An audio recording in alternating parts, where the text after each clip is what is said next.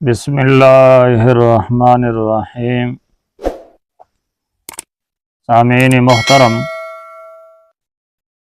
غیبت کیسے کہتے ہیں اور غیبت کی جائز اور ناجائز صورتیں کیا ہے؟ احسن الفتاوی جلد نمبر 8 صفحہ 193 پر مفتی صاحب سے ایک بندہ پوچھتے ہیں کہ حضرت غیبت کیسے کہتے ہیں؟ یہ گناہ کبیرہ ہے یا صغیرہ؟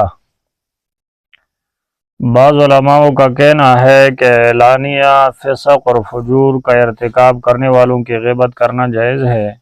کیا یہ صحیح ہے؟ غیبت کی جائز اور ناجائز صورتیں تحریر فرما کر ممنون فرمائے۔ جواب یہ ہے کہ غیبت کی تعریف یہ ہے، اور غیبت اس کو کہتے ہیں کہ کسی کے پس پوش اس کے کسی اسی واقعی عیب کو ذکر کرنا کہ اس کو معلوم ہو جائے تو اسے ناگوار گزرے، اس کو غیبت کہتے ہیں، اور یہ گناہ کبیرہ ہے۔ قرآن اور حدیث میں اس پر شدید وعیدیں وارد ہوئی ہے، اور قرآن کریم میں ہے کہ غیبت کرنا ایسا ہے جیسے اپنے مردہ بھائی کا گوشت کھانا ہے۔ اب آتے ہیں کہ غیبت کی ناجائز صورتیں کیا ہے۔ تو نمبر 1 یہ ہے کہ غیبت کو حلال سمجھ کر کرنا۔ مثلا غیبت کرنے والے کو غیبت سے روکا گیا تو اس نے جواب دیا کہ یہ غیبت نہیں ہے، اس لیے میں سچ بول رہا ہوں۔ یہ کفر ہے، اس لیے کہ قطعی حرام کو حلال سمجھ رہا ہے۔ نمبر 2 یہ ہے کہ نام ذکر کیے بغیر کسی کی غیبت ایسے شخص کے سامنے کرنا جس کے نزدیک وہ شخص متعین اور معلوم ہے، یہ نفاق اور ریا کا مجموعہ ہے، یہ صورت بھی ناجائز ہے۔ نمبر 3 یہ ہے کہ کسی متعین شخص کی غیبت کرنا، یہ گناہ کبیرہ ہے۔ اب آتے ہیں غیبت کی جائز صورتیں کیا ہے۔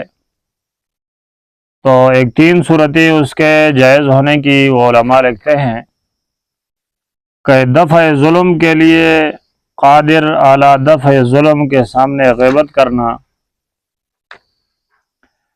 تغیر منکر کی نیت سے قدرت رکھنے والوں کے سامنے غیبت کرنا،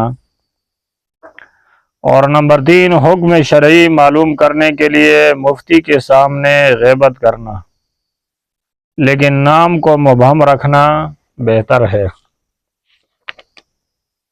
نمبر 4 یہ ہے کہ کسی کے شر سے بچانے کے لیے اس کی غیبت کرنا، جسے پر جرح کرنا، کسی پر جرح وغیرہ کرنا، اور نمبر 5 صورت یہ ہے کہ اعلانیہ گناہ کرنے والوں کی غیبت کرنا۔ البتہ صرف اسی گناہ کا تذکرہ جائز ہے جو وہ اعلانیہ کرتے ہو، مخفی گناہوں کا ذکر جائز نہیں۔ نمبر 6 صورت یہ ہے کہ تعارف کی غرض سے کسی کے عیب کا ذکر کرنا، جیسے اعور، اعمش وغیرہ، یہ اس شرط سے جائز ہے کہ اس کے بغیر تعارف ناممکن یا متعذر ہو۔ تو پھر ان صورتوں میں کسی کی اگر غیبت کی جائے اور اس سے اس کے اس گناہ اور اس کے اس